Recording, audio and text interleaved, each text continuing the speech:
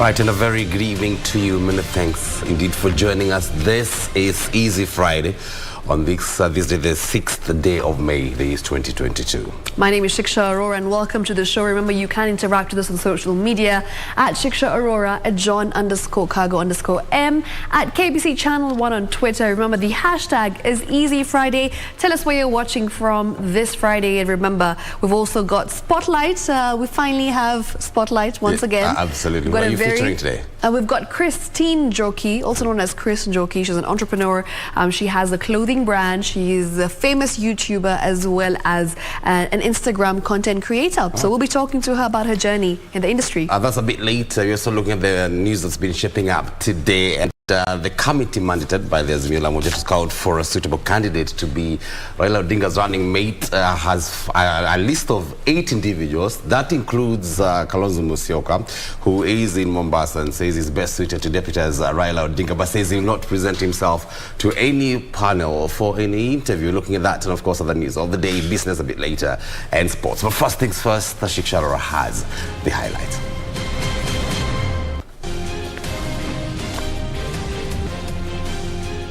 Race narrows to 8. Azimio One Kenya coalition to consider only candidates backed by affiliate parties. Kwa hivyo msifadhaike, mimi na ndugu Raila Amolo Odinga na ndugu Uhuru Muigai Kenyatta tutaketi na mambo haya tutasuluhisha. Give it to me. Kalonzo Musyoka says the number 2 slot is not a bargain.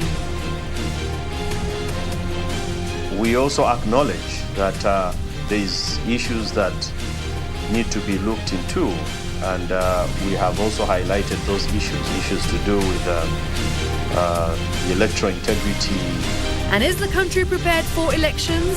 Observer Group Network raises serious doubts less than 94 days to the August 9th poll.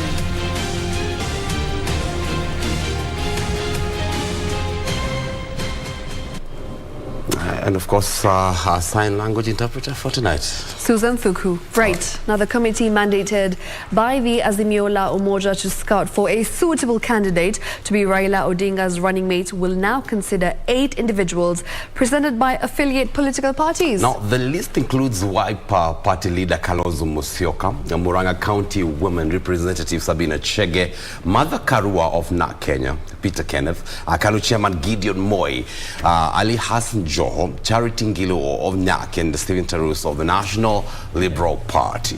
The committee chairperson Noah Wekesa says 13 other applicants were not considered in the shortlisting because their candidature was not backed by any of the affiliate political parties.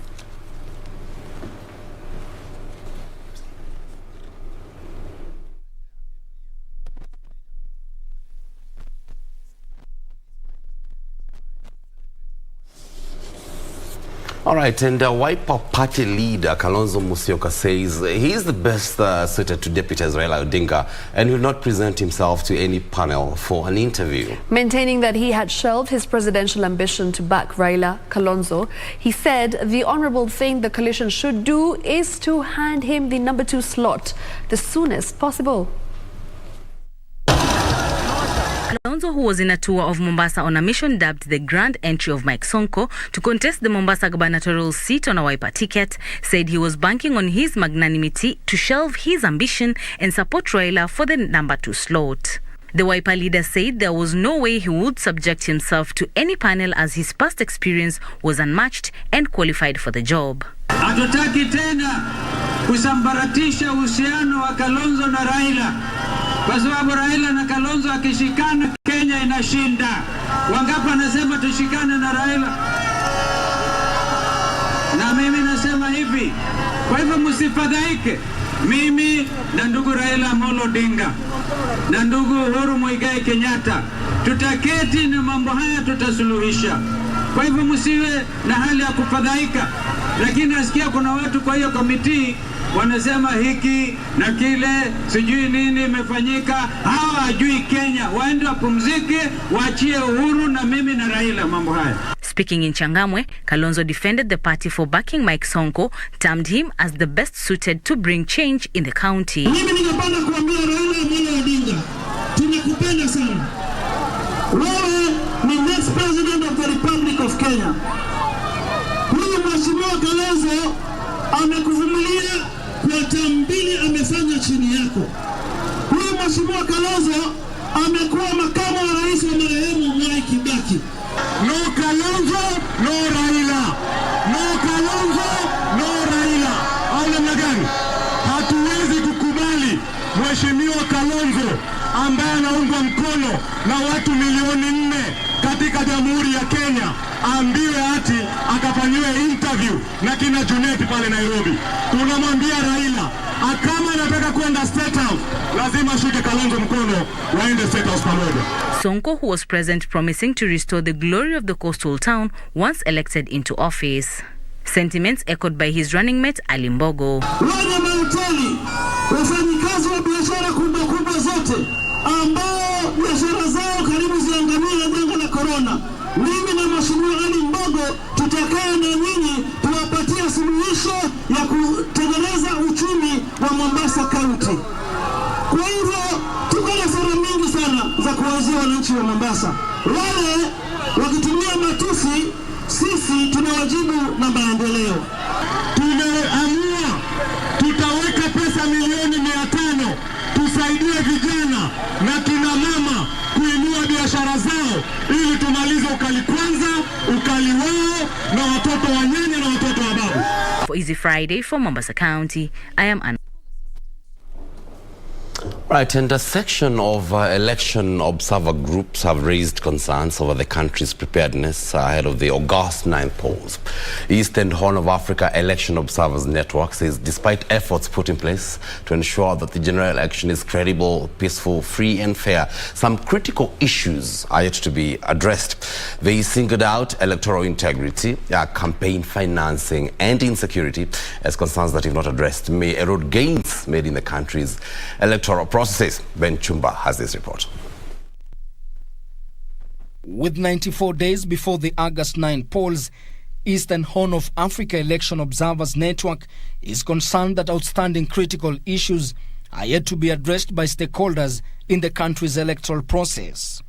2 presidential elections have been nullified in the continent: Kenya in 2017 and Malawi in 2020.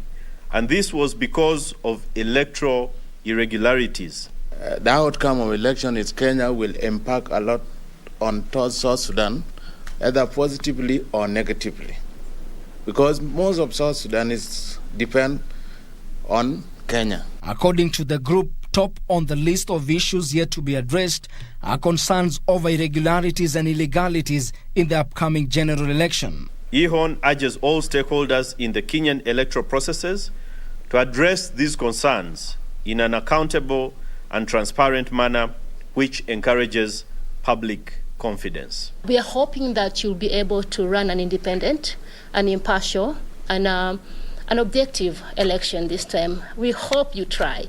During a conference held in Nairobi and attended by election observer groups in 5 countries, including Uganda, South Sudan, Sudan, Tanzania and Kenya, the electoral body IBC was challenged to put in place laws which will regulate flow of money in the funding of political parties and campaigns. But I also want to urge the candidates not to use the cost of living that is right now affecting the common people to lure them into voting them into elective positions. So we are urging parties to be true to it, to be able to field women candidates, and there are enough strong women candidates in strongholds that would also ensure at the end of the day they are elected to the 13th House. The network noted that the use of excessive force by security agencies, violence, cyber attacks on electronic processes and internet outages is a major concern ahead of elections. The idea of keeping peace, it's your idea.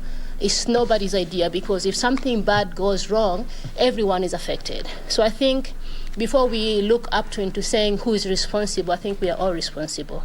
Maybe we should start there. Most South Sudan are very keen about the election in Kenya, because we know that Kenya is very advanced a bit in election process. We South Sudan, we did not go for election one day. I think our election will be 2023 if it goes well, and that is the first time for us to go for election. So we hope that this coming election happiness in a smooth and peaceful way that we all look to it, and you are our role models in the region. Ben Chumba, Easy Friday. And still in politics, Deputy President William Ruto is promising to modernize the Busia border point to make it the region's business gateway. Ruto, who led the Kenya Kwanza team in a series of campaigns in Busia County, said the alliance values the contribution that informal cross-border traders play in supporting livelihoods and driving the country's economy.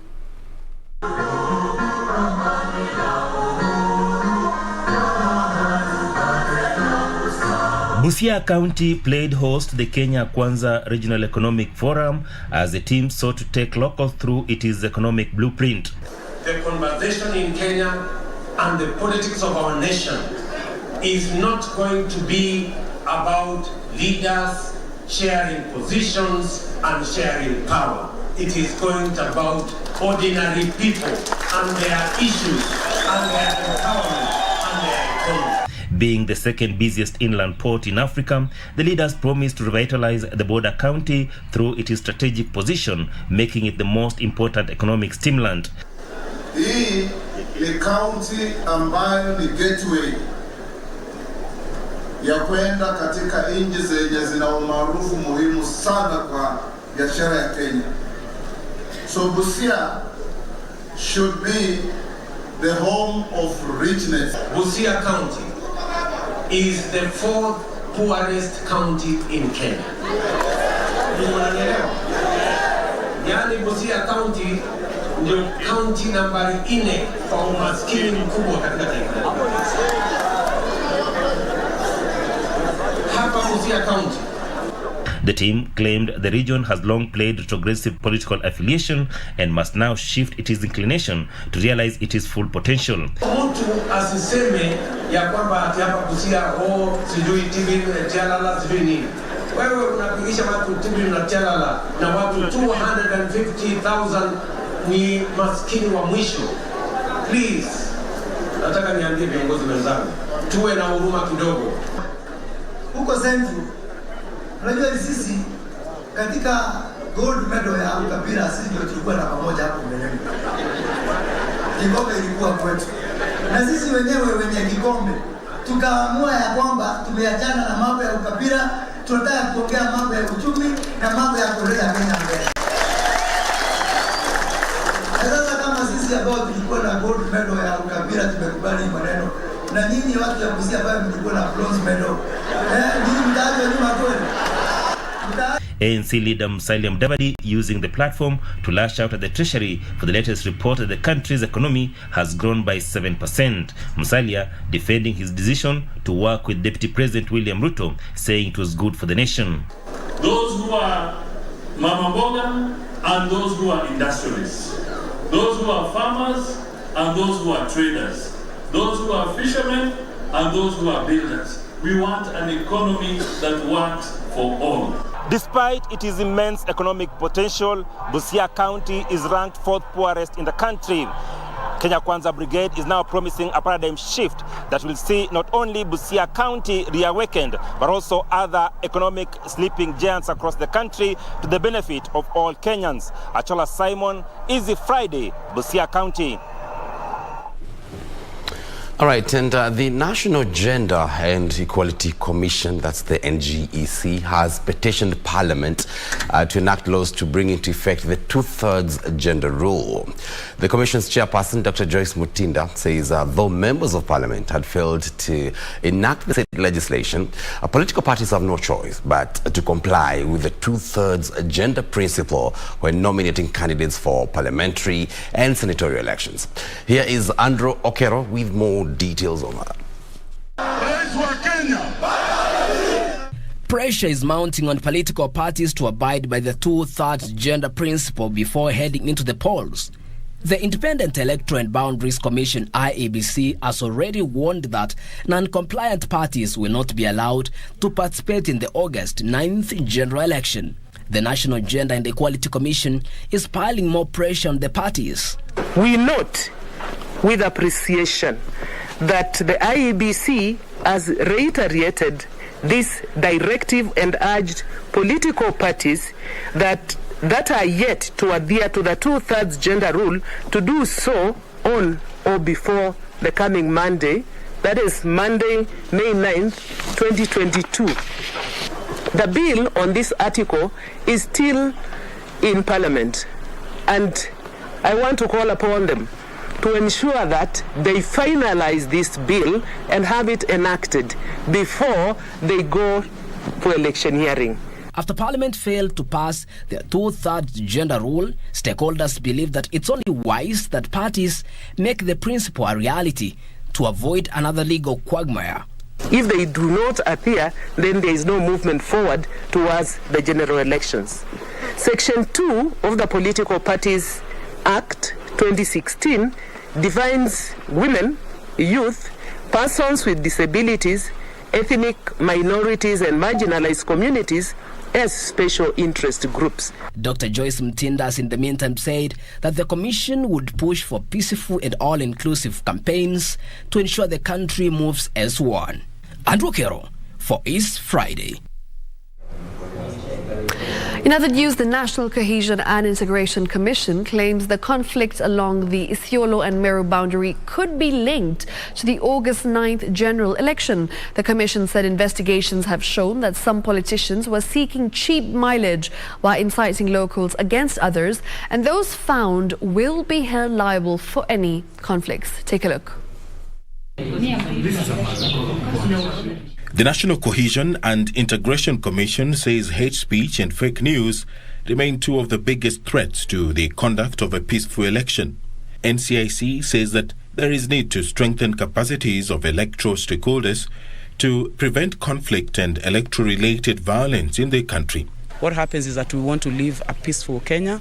We want to have an equipped community so that even as these institutions leave these communities, we leave them with something so that it is a continuous process. Peace building is not a microwave result. It is a process. NCIC and the EU have trained election stakeholders in Western Kenya, areas that are likely to experience some level of political intolerance heading into August. And the third activity will be to help the country to install a unit to work on early warning, because that is a very important aspect of conflict prevention when you have the early warning process in place.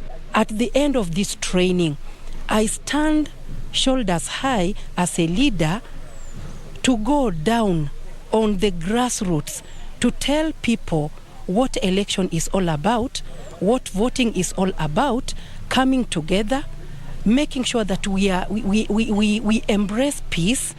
The project, which began in Nairobi, will be cascaded to all corners of the country to ensure a safe political environment devoid of hate speech and conflict. All right, and with that, it's time for us to take our first commercial break. But remember, you can keep interacting with us on social media. The hashtag is Easy Friday. Talk to us. Tell us where you're watching from this Friday at Shiksha Arora, at John_Kago_M, at KBC Channel 1. And we will definitely be saying hello to you later on in the show. Absolutely. More news coming up. We also have business and sports a bit later. Keep watching. We're back in a moment.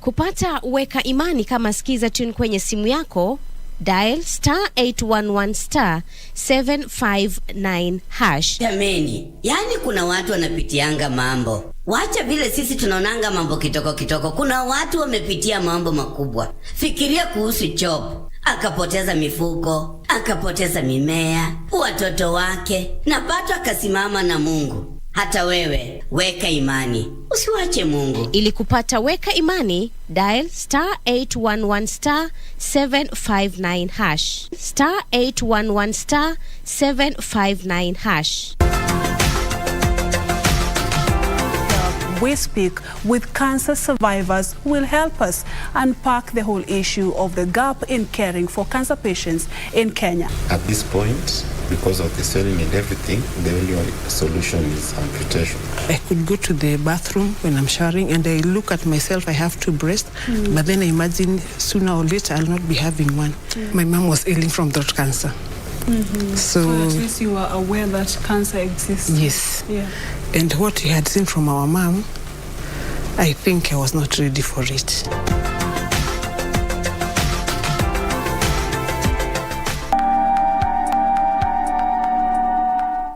Zinga. Full stop. Don't allow dad to drink again. Wewe umekuja juzi tu. Relax. And know your place. Sijui kama ni Mungu ana replace Joyce na huyu kijana. Huyo kijana yake hapati chochote hapa. Hakikisha umemwambia akasikia. Mama Jane, mtafanywa DNA ama mtaconfirm aje? Hakuna haja. Of course, but why now? As in Bono kukuja last year but one. Mimi na umri wangu huu, yale mambo ananipitisha. I'm too old for this, Christine. 1 week is not enough. 2 months. 2 months tutajuana. You will know me better and I will know you very good. Huku si kwako. Udaku haipendi uzembe. Kabla ujiaibishe, chunguza kwanza. Alikuwa anatoka wapi?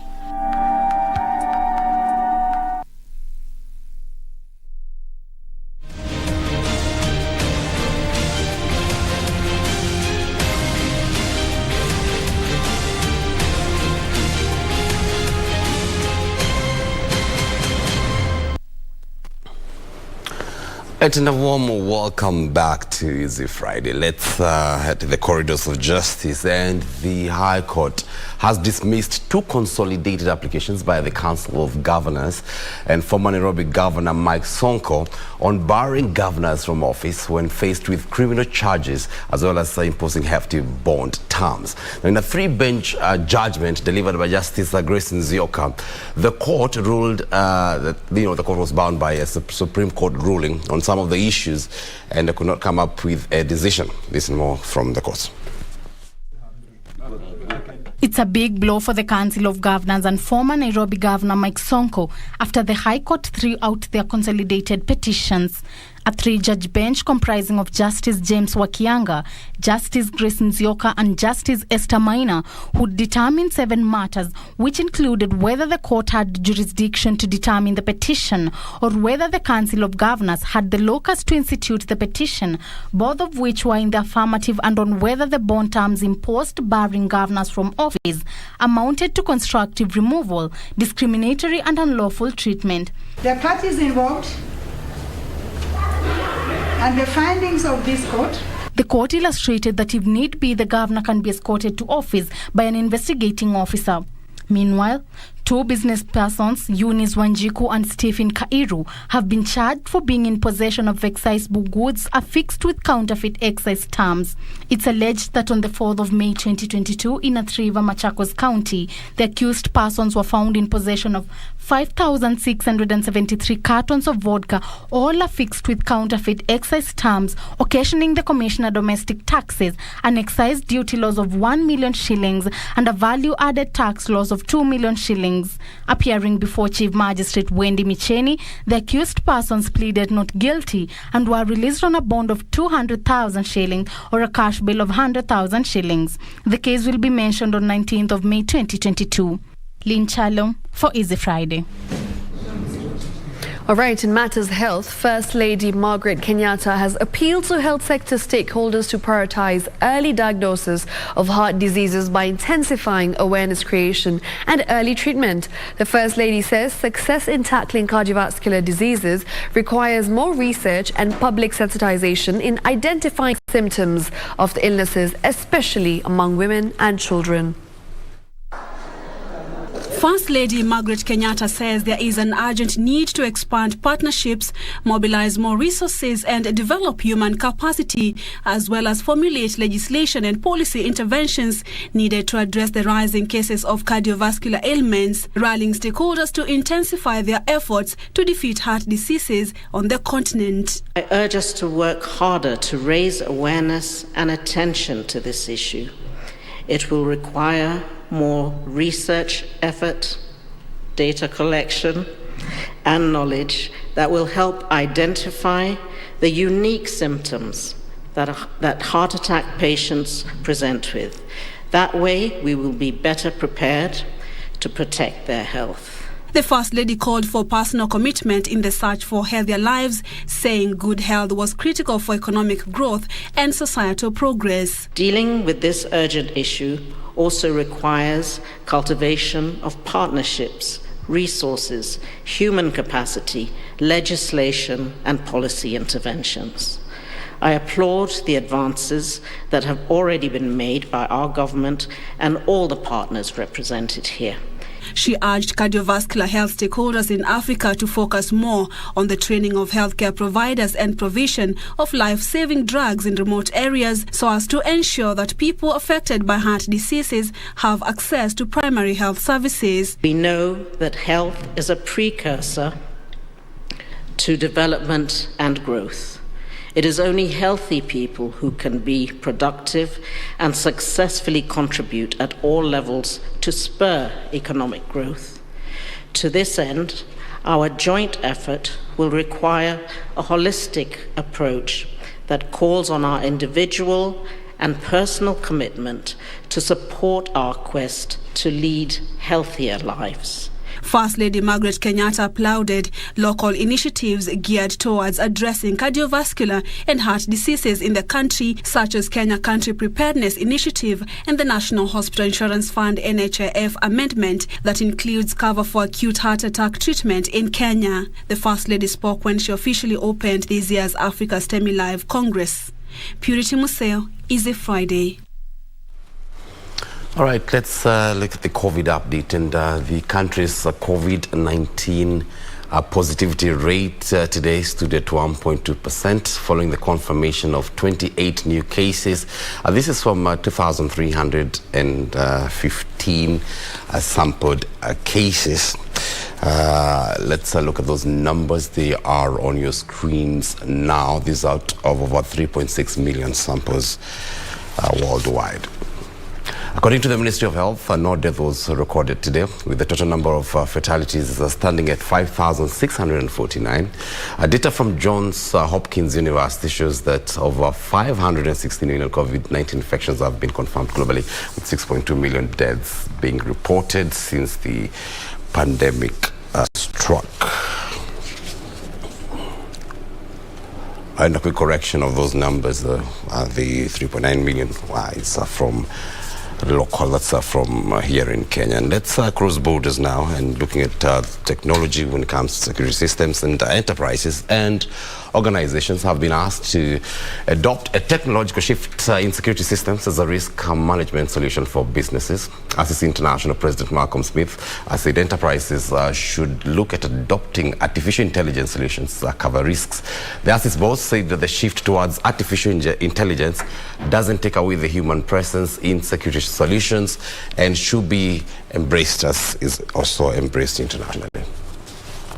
Speaking during a corporate security conference where he was the chief guest, ACIS International President Malcolm Smith highlighted the need to get the physical and artificial intelligence factors of security in enterprises and organizations, even as he pointed out a skill shortage of 4.7 million. So there's really a focus on people to upskill and reskill people so they can catch up and being able to protect their assets, people and assets of the companies through cybersecurity expertise. The association's Kenya chapter chairperson Tobias C. pointing out the need for private security organizations to collaborate with government institutions to provide better security solutions for their clientele. Unless organizations manage their risks, then those organizations are not likely to survive. Sentiments echoed by the Regional Vice President, retired Brigadier General Ahmed Mohammed, who noted the association's steady improvement with the plans to grow it across Africa. We are better able now to participate with everybody else, far and wide, on how ASIS is operating. And that helped us indeed to pass our message and indeed to grow the numbers in our chapter, both in the chapter and the region. ASIS chapter, well done. The association boasts of membership of over 37,000 premier professionals globally, with projections of more joining in the days to come. So far, reporting for Easy Friday. Now, different communities and religions across the country have unique ways of bidding farewell to the dead. How does Dini ya Msambwa, an African traditional religion rooted in Western Kenya, bury their dead?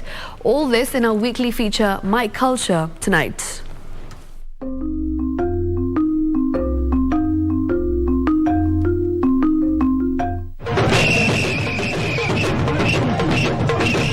Luandeti village in Malava, Western Kenya, residents throng these homestead to mourn one of their own, the late Mzee Malaha Chinjeni of Venue Subclan. The body, which was being preserved at the Kakamega Referral Hospital mortuary, has been moved into the deceased's homestead. Dini ya Msambwa is presiding over the interment. Tini yetu ni kuhubiri watu waruti kwa mila yao na waendelee na tini ya Mwafrika ambayo itaruhusu ukipatishwa unapatishwa. Tumemsika kulingana na mila na desturi ya ukoo wao. Mbali na hiyo, tumemsika kufuatia desturi ya dini ya Msambwa, tini ambaye ililetwa na Elijah Masinde. Dini ya Msambwa is presiding over the interment. Elders must chant songs and perform rituals to appease the gods. Before the body arrives in the homestead, a grass-thatched hut is erected. This is the place where the body will be placed. Na vile hiyo nyumba ilikuwa inachengwa kwa ajili ya yale maana hiyo nyumba hapo mbeleni wazee ambao walikuwa wanachenga hiyo nyumba kwa ajili ya maombi, kulilia Mungu, kumwelezea shida yao. Alafu hawa napata ripoti kulingana na malaika wale ambaye Mungu ametuma. A bed is then placed in the hut as the resting place of the deceased. When the body arrives, it is placed in the hut and only elderly men are allowed to view the body. Women and young men are prohibited from going into the hut. Kwa maana hiyo ni sheria. Na unajua hiyo nyumba hawaingii ovyo ovyo. Hiyo nyumba kuna wazee wala ambaye wanaweza ingia kwa hiyo nyumba. Hiyo nyumba hairuhusiwi mama aingie pale. Na unajua tuko na wakati wa kina mama kupalehe. Kwa hivyo hatakikani kuingia kwa hiyo nyumba kama ako na hiyo shida yake. An elderly man is assigned to guard the hut and watch over the body. The body is placed on its side in the hut. During the event, a bowl is slaughtered facing the hut. The meat is eaten by mourners. The cowhide is rolled and placed under the bed. Vile amekuwa mzee na ana mali yake kwa boma. Kwa hivyo kama ametuaja, wamechimba kaburi, wanachinja ng'ombe, wanatoa ngozi, na hii ngozi inapasuliwa katikati. Wanachukua nusu yake, wanatandika chini. Dini ya Msambwa sect leads mourners in prayers and a service is held in honor of the deceased. The body of the deceased lies in the hut for a day. On the day of the burial, dressed in religious attire, the Dini Msamba faithful lead mourners in song and dance as well as the service. The body remains in the hut throughout the duration of the service. When it is time to take the body down the grave, the elderly man take the hide placed underneath the bed and wrap the body with it. Those buried naked are believed to be prominent persons and of high dignity and will go straight to heaven. They then proceed to the burial site. Prior to throwing dust into the grave, twigs and leaves are placed to prevent the body from being in contact with the soil. Kwanza wanaweka nyasi chini, wanaleta hiyo ngozi wanatandika, alafu wanaleta mwili yake wanaweka juu yake, alafu wanafunika na ile ngozi ambaye yamebaki. Alafu wanaweka nyasi juu yake, alafu wanaleta miti wanaweka, ndio wanafunika na mchanga. Inasemekana huyo mzee alikuwa mtu wa mali, alikuwa ni shujaa. Sasa hiyo ngozi anaenda na mali yale ambaye alikuwa nayo. Vile wamefanya namna hiyo, anaparikia hata watoto wake, ukoo wake, kulingana na vile wamefanya desturi na mila zetu za Wabukusu. 3 weeks after the burial, the elderly man will return to the homestead and plant a tree. Wote walioma makaburini watasikia sauti, nao watatoka. Naenda mbinguni, unapata makanisa yengine.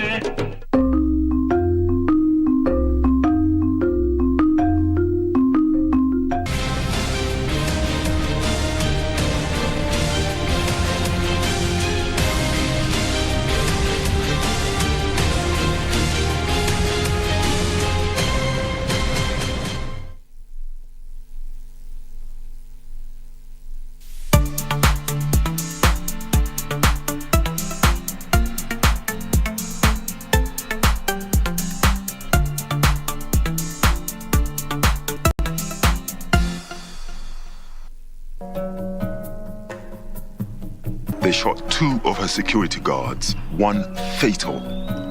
Then how do you expect me to protect her if I don't know where she is? Who is he? There's nothing you have to say? I need a moment, Dad. You cannot seriously expect me to stay here. You can cook, clean, and tomorrow I will show you the farm. There is a lot of work to be done here. You've got to be kidding me. I need to know. Your safety, Chester's safety, depends on it. I'm so sick of you sitting on your high horse trying to make me look small.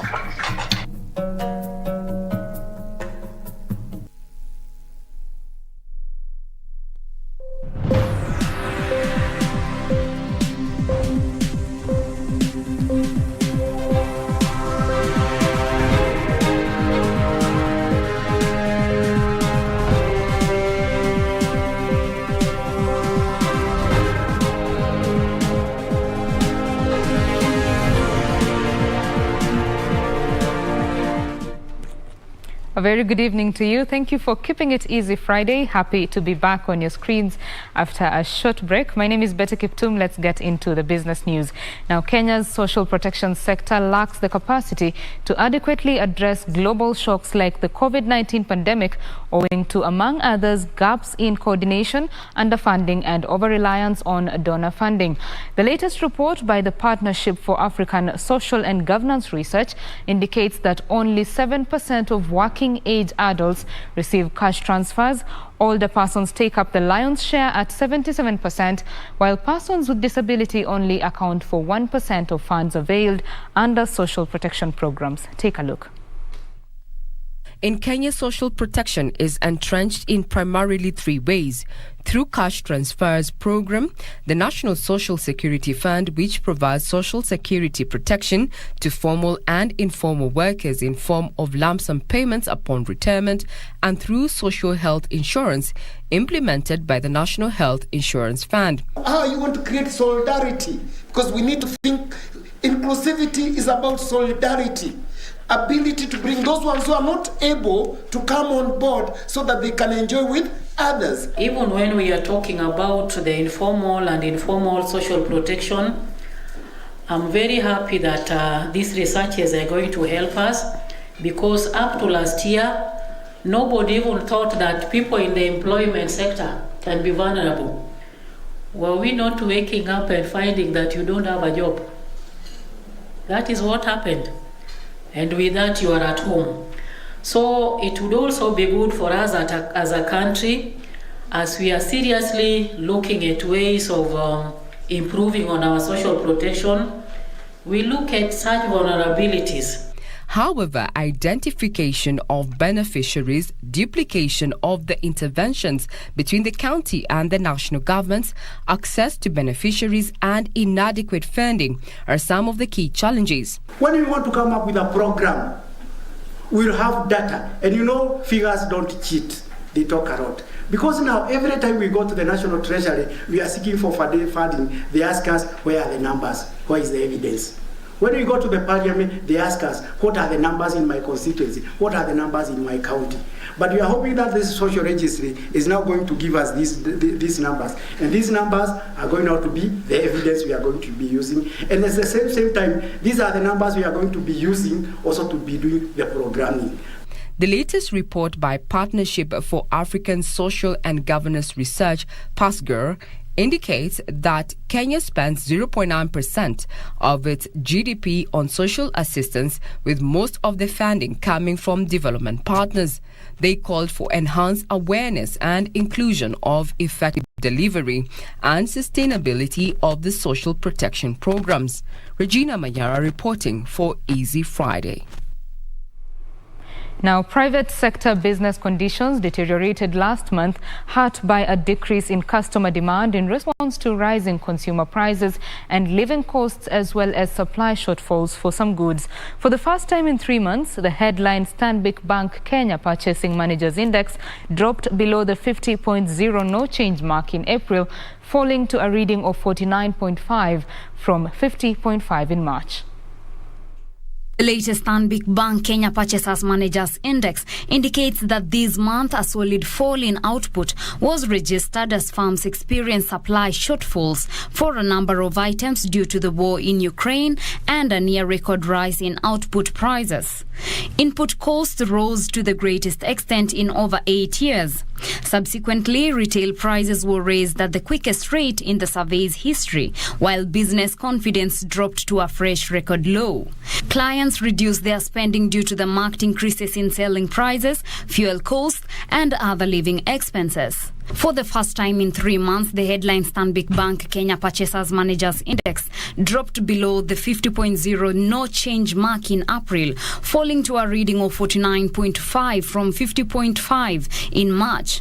Readings above 50.0 signal an improvement in business conditions on the previous month, while readings below 50.0 show a deterioration. The survey indicates that the decline in operating conditions was underlined by a renewed fall in new order volumes in April. The decrease was related to clients reducing their spending due to marked increase in selling prices, fuel cost, and other living expenses. With sales falling, Kenyan businesses reduced their activity for the third time in the past 4 months in April. The reduction was solid and faster than in March, with declines seen in the construction, agriculture, and services sectors. Business confidence regarding future activity dropped to a record low for the second successive month in April on concerns over rapid price inflation and reduced client spend that meant that only 9% of businesses gave a positive outlook. Reporting for Easy Friday, I am Teresa Mutai. And global crypto asset trading platform Elbank has sealed a deal with local firm Adanian Labs in a partnership that will see 10,000 blockchain developers trained in efforts to deepen adoption of virtual currencies. Adanian Labs global CEO John Kamara says cryptocurrencies have been gaining popularity across the globe over the last 7 years to create wealth and jobs for Kenyans. Some of the world's biggest brands such as technology firm Microsoft, US telecoms firm AT&T and coffee chain Starbucks accept payments in digital currencies for goods and services. In addition, countries such as El Salvador and the Central African Republic have embraced Bitcoin, a cryptocurrency, as their legal tender.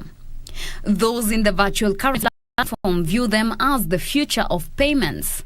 However, some governments and central banks have voiced their opposition against the digital currencies. Despite this, those in the blockchain technology business view Africa as the next frontier in terms of growth. Africa, the crypto adoption is very high, and that's why we want to go too deep in Africa market to support more about Africa blockchain company, to support more about Africa communities.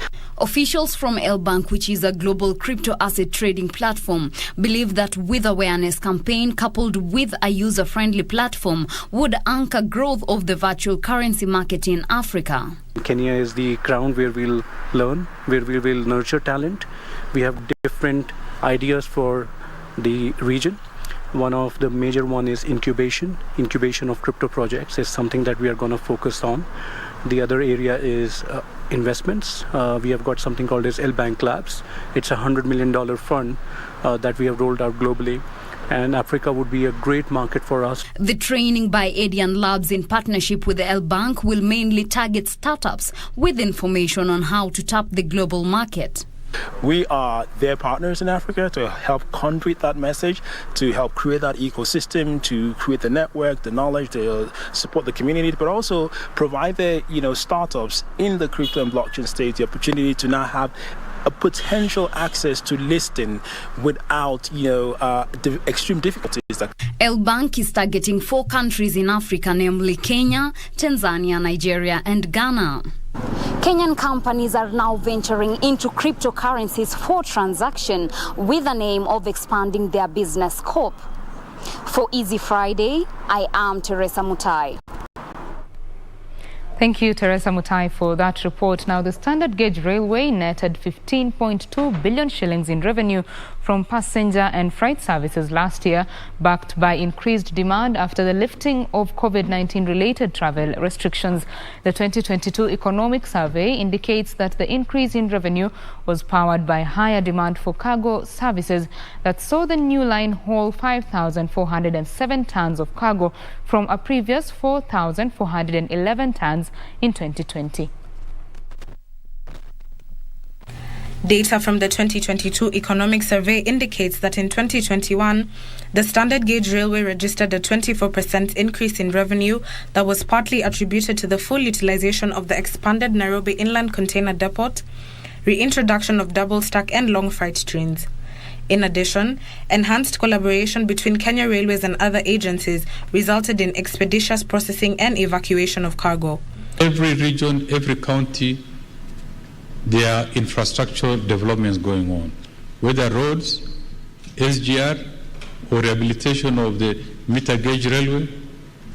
Those of you coming from the port of Mombasa, the port of Lamu, there are great strides that have been made in this country.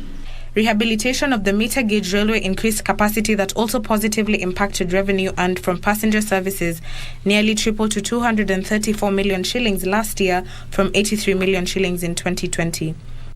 The rise in standard gauge railway freight revenue was lifted by cargo through output at the port of Mombasa, which increased by 1.2% to 34.5 million metric tons in 2021. We're very happy that the report includes something called reliable development keys for allocating the value added.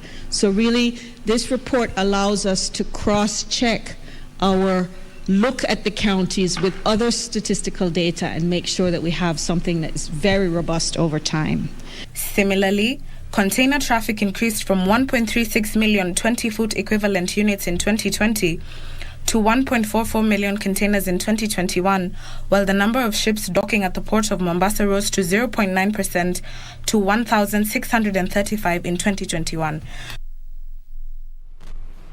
And that's all we had for you on the business desk this evening. Sports news is coming up with Richard Munga. My name is Betty Kiptum. Do have yourself a lovely night. Bye-bye.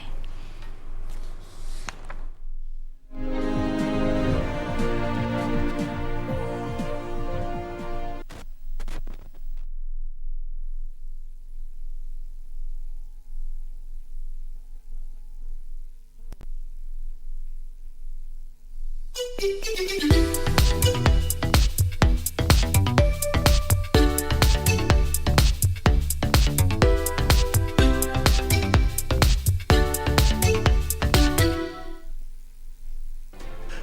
have a news story to share with KBC?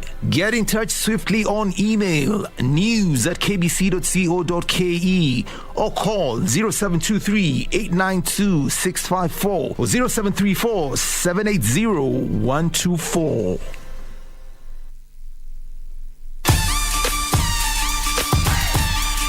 Oh my God! It's Samael just threw a fireball in Teddy Hart's face! You know, Contra, I haven't forgotten about the fire that you threw in my cousin Teddy Hart's eyes. Hart Foundation!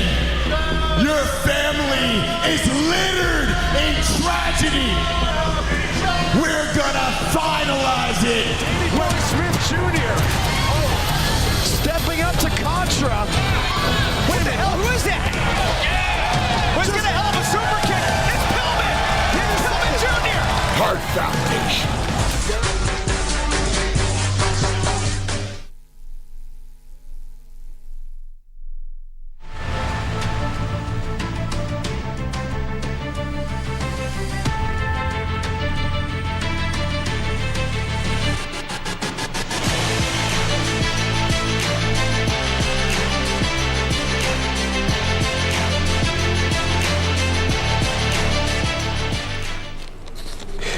Good evening, and as always, it is an honor to have your company for KBC Sports with me, Richard Munga. Now to a top story tonight, whereby fans will be granted free entry to Moi International Sports Centre Kasarani tomorrow for the third edition of the Kip Keino Classic Continental Tour after the government waived the entry fee to the stadium that was earlier set at 200 shillings. Kenya is also at an advanced stage of bidding to host one leg of the Diamond League Series. The government has waived the entry fee to the Kasarani Stadium for the third edition of the Kip Keino Classic as Sports Cabinet Secretary Amina Mohamed called on fans to turn out in numbers and support local athletes, with the country at an advanced stage of bidding to host a leg of the Diamond League Series. In order for them to be able to enjoy the sport, to enjoy the game, to be present at Kasarani, that we are going to ensure that access is open and that access is free. So please come early to reserve your spaces in the stadium. You don't have to pay a single shilling. We will be looking forward to just having massive numbers of Kenyans at Kasarani tomorrow. Elite athletes who will battle it out tomorrow will be preparing for the World Championship slated for Oregon, USA between 15th and 24th July. First thing, it was about opening up the mind. And it all begins with your mindset. You can have all the talent in the world, but once your mind is not switched on, then that cannot happen. So to the young kids, it's a sport that you can really prosper in, but it doesn't come in a month. It doesn't come in a day. It's a process. The one-day gold label event will see over 160 athletes compete in 3 categories, with the most anticipated race seeing Ferdinand Omanyala take on Marcel Jacobs and Fred Curley in the 100 meters. I think that's truly wonderful for the continent of Africa, because we're, a lot of times you hear about Jamaica, you hear about the United States, but to have an African athlete mentioned in the sprints and doing phenomenal is truly wonderful. Meanwhile, it's all systems go for the inaugural Nairobi Marathon set for this Sunday along the newly built expressway. I just want to confirm to you that the marathon area, you have heard about the route, the security, everything is in place, it's all done, we are ready. So far, we have got just close to 8,000 competitors already registered.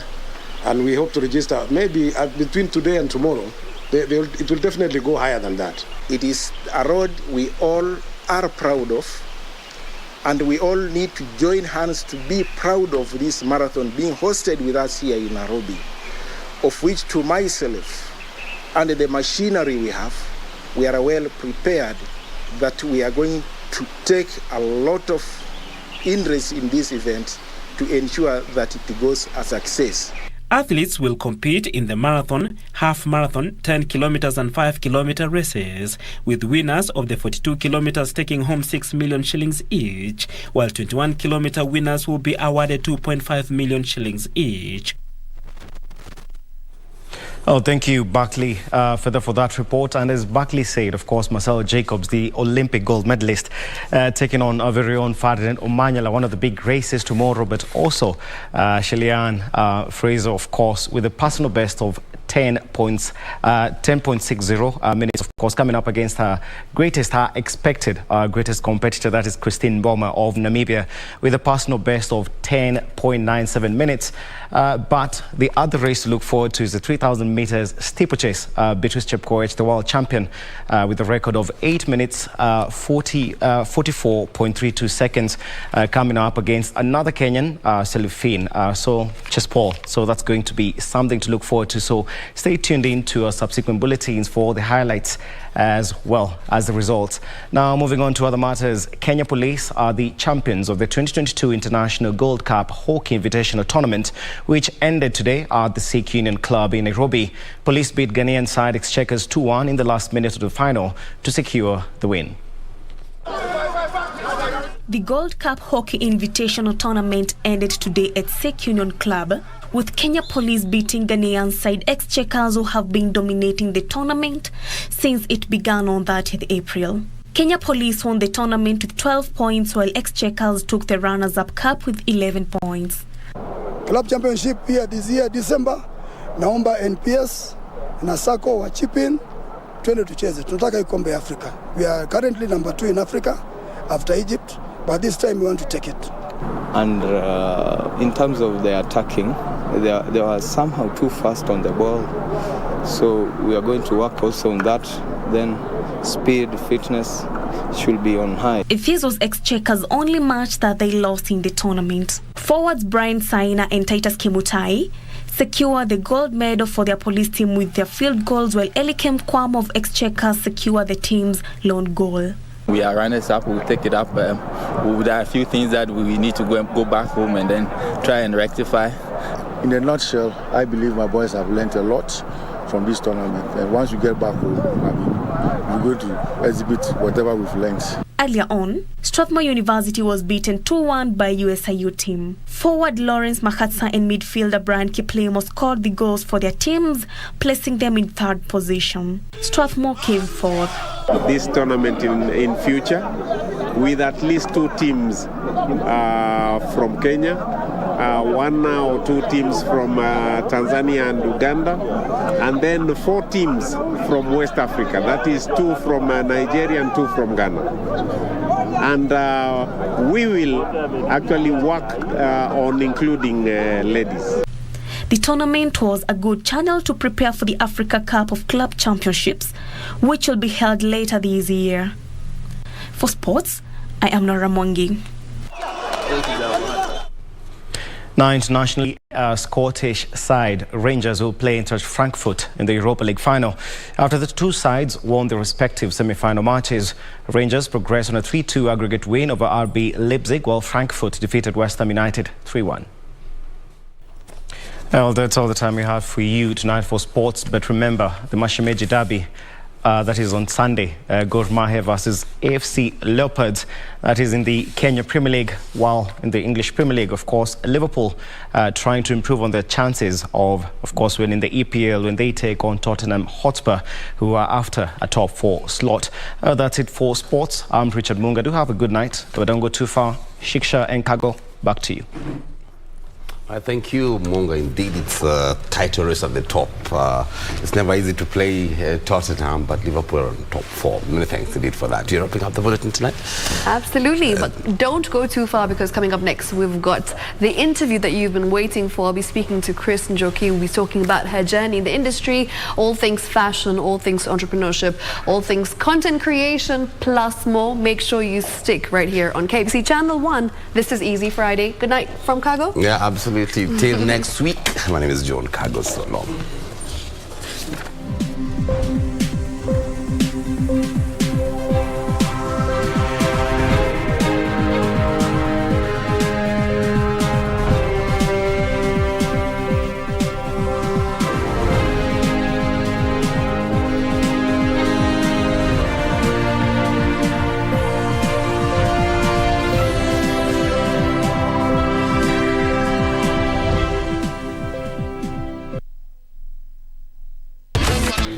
And this is Easy Friday. My name is Shiksha Arora. It's time to get into Spotlight. I'll be speaking to one extremely versatile lady, somebody who I think has done it all, and she has a lot in store for, you know, her brand. I'm talking about Chris Njoki. She's an entrepreneur. She is a content creator. She's got a hand in a lot of things, and I feel like she's excelling in almost everything that she touches, which is very inspiring. So before I keep blabbing on and on, I'm going to get to it and welcome tonight's guest, Chris. Welcome. Thank you for coming on. Thank you, Shiksha, for having me. Yeah. It's great. I mean, being on live TV with you, I think, is like very good for me. And just being here and being able to talk about myself and the brand, I'm really happy. Thank you. Thank you so much. It's an absolute pleasure having you right here on KBC on Easy Friday. I've been following you for a while, and I have to say that, you know, you really inspired the younger generation of female entrepreneurs, women who are just trying to own it in their spaces and trying to,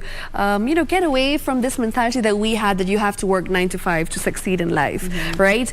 Regardless of what you're doing, I feel like you still have that ethic that, you know, somebody who's having a 9 to 5 job will have. And that's amazing to see. Did you always know that you wanted to have a clothing line, a brand? Well, yes. I think for me, because I went to fashion school, right? And I knew I always wanted to be in fashion, and I knew I wanted my brand. And I think even very early on, I knew exactly how I wanted the brand to be. Wow. And it's literally, I'm doing exactly what I wanted to do. Really? So it was all planned? Yeah, it was planned. But the part that I know I've had to work on a lot is the ethic, like you're saying. So that work ethic, it's not natural. It didn't come like, you know, overnight.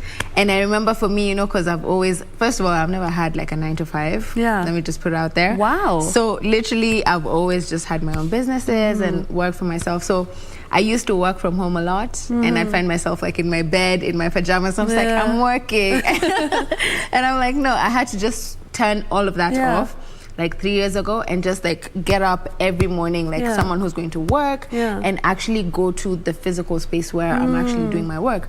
Otherwise, if I don't do that, I'll just find myself getting distracted and doing all these things. So the work ethic, I had to work on it. But for the brand, yes, it's what I always wanted, and it's what I'm doing right now. And I'm just so grateful to be able to do this. No, it's absolutely amazing. And I love that you're really using social media to push your brand, which is so nice to see, because you're constantly creating, constantly putting out new content, which is very important in this day and age. Did you know that this is how you wanted to push for your brand on social media? So for me, I know when I started the brand, that was about 7 years ago.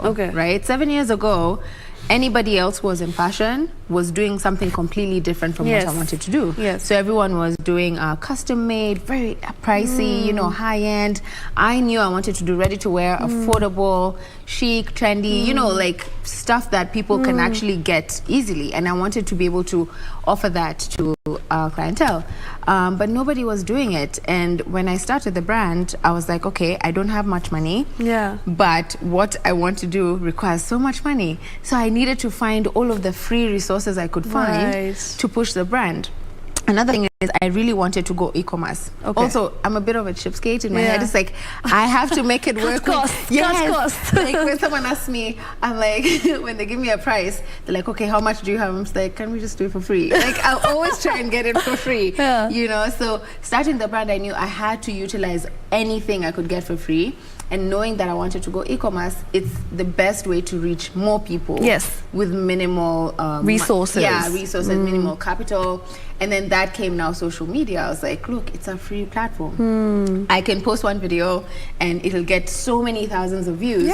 And I don't have money to do a shop, so let me do social, let me do online, and I can get the visibility there. And then eventually we'll get the stores, we'll get the other stuff. So it's something that sort of just like came as it was evolving. But you can think about it, 7 years ago, a lot of the things we have now weren't there. Of course. Especially for businesses. I mean, no one was using social media for businesses as we are right now. So for me, it was just, it was my cheapskate self being like, you know what, let's just use all the free resources we have. And it's turned out great. It works really great for us. So that's how we know you're a good businesswoman, you're a good entrepreneur, because if you're able to use like minimal resources and still get work done, What else do you need in life, right? Yeah. It just shows that you are very smart, intelligent. Thank you. And she didn't pay me to say that. And it's just, it's good. It's a good characteristic to have as a businesswoman, as an entrepreneur. Chris, you know, you mentioned something very interesting. You said that you literally started off with very little capital. You had, you know, a small amount of money. You didn't have as much as you do now. How much, I'm just interested to know, very curious, how much did you have when you started off? Okay, I think, you know, the thing is, because I knew what I wanted to do with the brand, the Icon brand, I sort of had this, because I'm doing ready to wear, so that means you need to have product available for people to shop. So it's not like custom made where you can ask guys to pay a deposit and things like that. So honestly, knowing that, I knew I needed to raise capital just for the brand. So what I did is I started a business first. So I used to sell secondhand. And I did that to raise capital to now start the Icon brand, right? So if you want to know how much I had to start the business before, that one I started it with 200 shillings. Really? The secondhand one. And then I raised capital to start the Icon one, which was about maybe 200K. That's insane. 200 shillings started off a secondhand business. You know, basically mutuba clothes, something like that, right? And then I raised money now for my Icon one, and then we moved on from there. Wow, inspired. I feel like I need to be also getting into business at some point, because it's so inspiring to know that, you know, you can start off with absolutely nothing. Literally. And have shops as you do today. The thing is if you have the vision, because like honestly for me, I just like closed my eyes at some point, because at that time, think about it, I'm in my 20s. That was like, you know, raging party time. Everyone was having fun, you know. And I just finished fashion school, and I knew what I wanted to have with my brand. At some point, I literally had to just like turn everything off for like 2 years and just like concentrate. It's a lot of sacrifice. It was, but guess what? I came back and this party was still there. Everybody was still there, and we just like moved on, you know. But then now I'd been able to build my brand to where now I have something to be proud about. So, yeah, it was worth it. Lovely. When you started off, you know, your fashion design journey, and you went to fashion school. As you mentioned, you said that this is something that you always wanted to do, right? It was part of your plan. And you knew that this is the kind of clothes that you would like to get into, that you want to, like, you know, give an offer to the world, to Kenyans at large. Chris, did you ever think that Icon would be as big as it is today? Like, did you ever imagine that? Did you manifest that? To be honest, like, I would be lying if I said I didn't. Because we're not even where I want us to be yet. You know, like, there's still so much more I have in my head for Icon. And even from before, there's such a big vision I have for the brand. And I really want to be able to service the entire continent of Africa. You know, I feel like we're so underserviced. As guys, like, as a continent, we deserve to have fashion brands that are made here, done by the people in the continent. You know, we're selling to clientele in Africa, and it's e-commerce. Everyone around Africa can be able to access this, get fast delivery, like good quality. For me, I see it as a bigger vision. It's not even about just like myself and Icon. It's like, how are we able to build the brand to a point where it's sustaining other people, it's sustaining the families that are working for the brand, it's being able to offer more than what we currently have, you know. So for me, the vision is like much bigger than myself, and right now it's great, but we're not there yet, you know. So we just have to keep pushing. We just have to keep pushing. Absolutely. Chris, when you were in school, right, and I remember I read this article that was about you, and there was a question that was asked, and you said that I started off by getting my mom's old clothes, and I would put them together and create an outfit out of that. So you always knew that, you know, fashion is something that you were made for, you were born to do. I liked it. Like, I enjoyed the process of putting outfits together, and especially not like styling, more like taking out these sleeves, adding on other types of sleeves. So designing, construction, like literally. I remember my first sewing machine. My dad bought me my first sewing machine when I was 14, 15. Wow. And it was so old, like it was not even secondhand. That was like 10th hand from like a tailor somewhere downtown. And I used to have that thing in my room, and I remember I found a old suitcase of my mom's clothes. And I remember I used to take these things and tear them out and like sew them back together and have them for church, wear them for church, and that to me would make me so happy, you know. And my dad is actually the one who was like, you know, because when I finished high school, I wasn't sure what I wanted to do, even with all this, because, you know, at that time, you don't think fashion is a career. Of course. So I didn't know what I wanted to study. And he was like, why don't you try, at that time, I was like, why don't you try tailoring? And I was like, you know what? I enjoy it. Let's do tailoring. Yeah. You know, at that time, you don't even call it fashion. Yeah. And so that's how I ended up in school. I switched a couple of schools here and there, but yeah. And then we were here. It's so lovely that your dad actually pushed you to get into something that's not very, you know, conventional, as we'd call it. Because usually parents would be like, yeah, become a doctor, become a lawyer, become a nurse, you know, go to business school. And it's so nice that he was so unconventional and he's like, you know what? Yeah. Get into fashion school, go into tailoring. It's true. And for me, honestly, that for me made me even more confident. You know, just knowing that I have my parents to back me up, and he'll never let me live it down. He's like, you see, I'm the one. I told you. This is good. But yeah, for me, it just gave me that much more confidence just to keep pushing for my dreams, because I knew he was there just like, you know, pushing me on and like rooting for me. So yeah, I think the support was a lot more than, you know, I wanted. Amazing. But it was great. Let's talk about content creation, because you know, you're a jack of all trades. I feel you've done content creation, entrepreneurship, you name it. And when it comes to content creation, what is something that you feel is lacking right now in the Kenyan space? I know we've come a long way, especially in the last 2 years during COVID. I've seen miles of progress, and it's amazing to see. You as well, there's been immense growth on your page. You know, you can see the caliber of work that you're putting in now, and the quality is improved. So maybe some tips for people who are trying to get into content creation, what they need to do, what you think is lacking in this space, what you'd like to do in future. Right.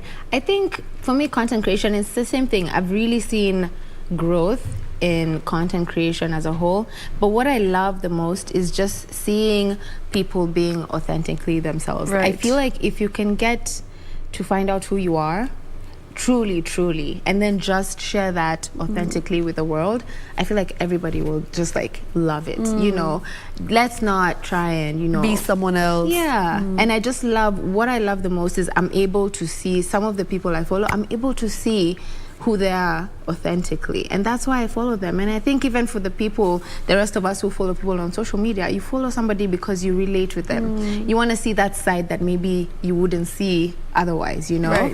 And for me, I would just keep telling people, just be your authentic self, because that mask you wear for social, trust me, it's not going to stay on forever. You know, one time it's going to fall off. What you going to do, you know? And in terms of, you know, what's not working or what I would like to see improving, I think social media sometimes, maybe we take it too seriously. Unless it's for business, you know. And yes, we can say even as content creators, it is for business, but I think let's have fun with it. Social media is there to be social. Let's be social. Let's meet people. I mean, you and I probably just met on social and we chatted in the DM. You know, let it be social. Let's use social media for what it's supposed to be. And then if it's for business, we keep, you know, still use it for business. Even for us with Icon, the way we use our social media, as much as we use it to market our products and sell to people, we try and be social with our customers. So we want to see how they're wearing their Icon pieces. We'll chat with them. You know, we try and keep it very like social, which is what it's supposed to be, right? Yes, of course. That's why the internet was created. It's to be so we social. can network and talk to others and just create a social space. Chris, you do a lot. Do you ever experience burnout, fatigue, like at times when you're just like, I really don't want to do 50 million things today. I want to sit at home and not leave the house. Like, do you have those days? I mean, we all do. Of course, yeah. How do you tackle those days? I literally sit at home and do nothing all day. Because I do that, to be honest. Honestly, there's days I'm like, you know what?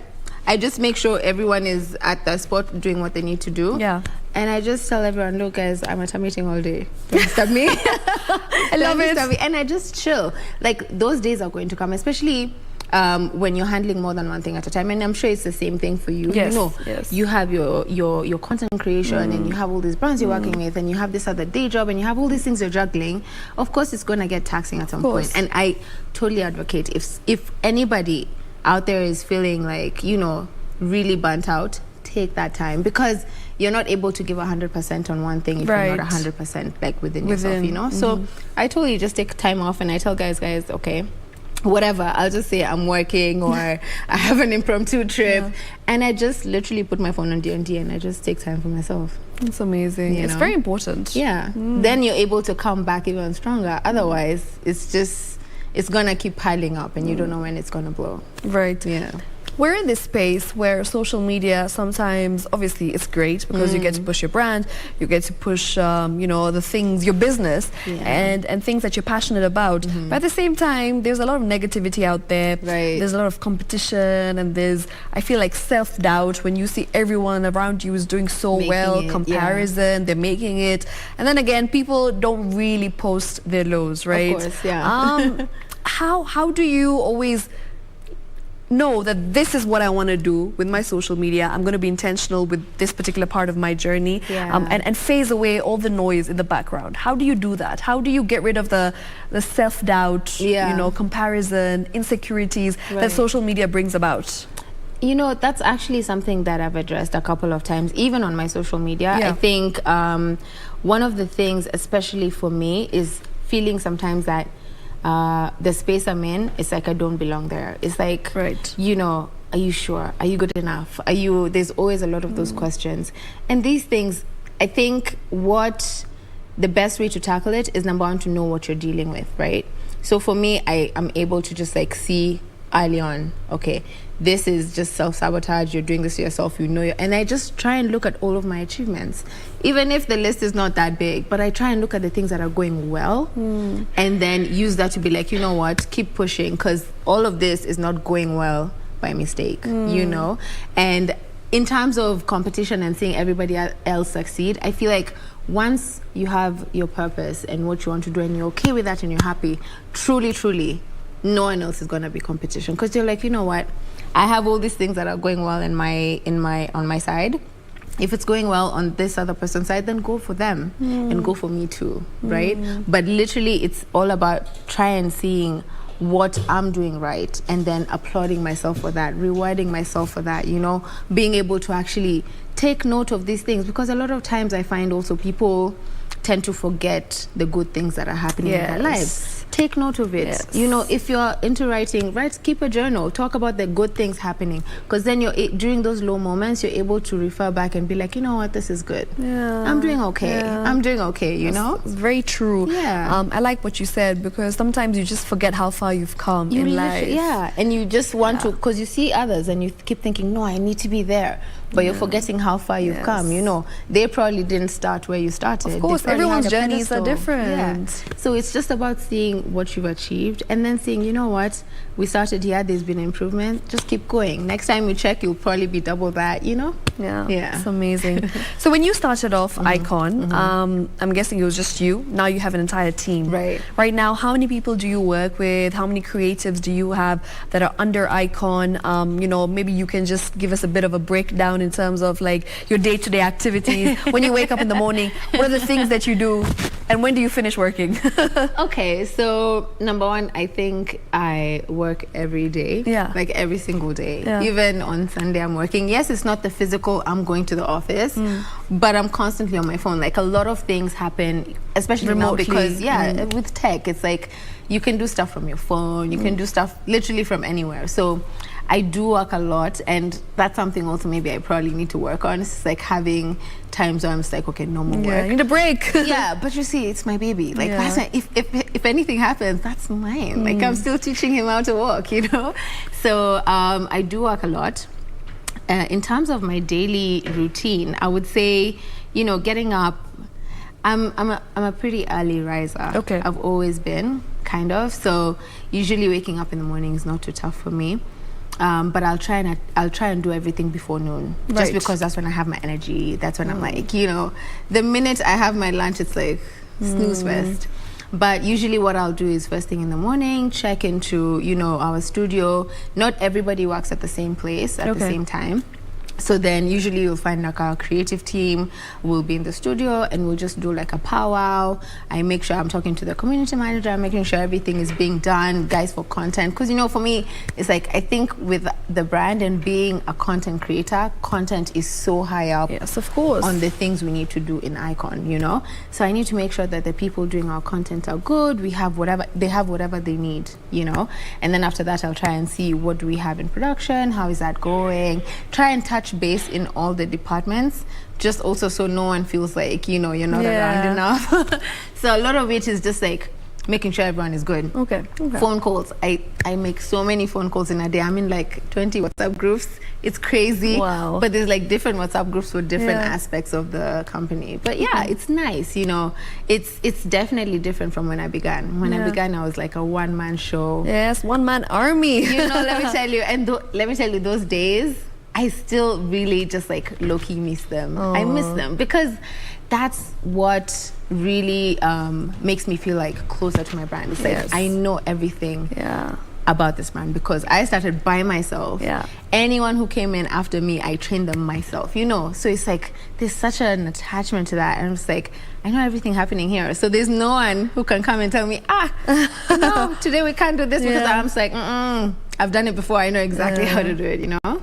But yeah, that's basically the day. So a lot of it is like managing people, which is something I've had to learn as well over time. So I'm not too much into the actual like nitty-gritty, but yeah, managing people. I still do a lot of designing, so I try and keep that process. It's near and dear to my heart. So like selecting fabrics, making sure we know what we're designing. I still like to do that myself. But yeah, managing people mostly. Nice. And I guess it also keeps your creative juices flowing, It right? does, yeah. Because at the end of the day, as much as I'm a businesswoman, I'm still a creative. I still need to make sure I'm like doing fun things. Yes. You know? Absolutely. And Chris, as we wrap up, you know, maybe you'd like to just give a message to people who are watching, people who have seen you grow these past few years, people who've bought from your brand and are fans of Icon. What would you like to tell them? I think for me, it just gives me so much joy to see everybody appreciating what we're doing at Icon, you know, and it's, as I mentioned before, it's something for me that we're doing for greater good. I want to be able to help anybody who joins the brand in terms of, you know, being one of the employees, whatever, but I just want to be able to grow the industry, and I as well want to be able to grow fashion in Africa as a whole. And so I'm so grateful to everybody who's given Icon support thus far. If you don't know about Icon, you should check us out on Instagram, Icon Live, and we are on all the social platforms. I make sure of that as Icon. So just go and check us out, guys. We do try to stay very new, very current. So currently I know we do like a new collection every single month. Yes. So we try and just like offer new styles all the time. But yeah, for anybody who's out there, just thank you. It's been such a good journey, and I'm so excited to see what more there is to come. Amazing. Thank you so much for coming, and it was great having a conversation with you. I've learned a lot, I have to say. And just keep going, and all the very best in the future. You know, I know you're destined for greatness. So let's get it. Thank you, Shiksha. Thank you for having me. My pleasure. All right, that was Chris Njoki from Icon, a businesswoman and entrepreneur. She is the founder of Icon, and you know, I have to say that I really commend her for her work ethic. I've already mentioned that. And yeah, if you have a dream, if you're passionate about something, just go for it, because as she said, you know, there's not many people out here who'll be doing the same thing as you, right? So you be yourself, be authentic, and just go chase your dreams. That's all from me right here in KBC. That's all we got it for you. But Cole Jax is smiling at me, so I can't not give him a big shout out. Make sure you stay right here, because Cole Jax is up next with Disco Funk until 11 p.m. Good night.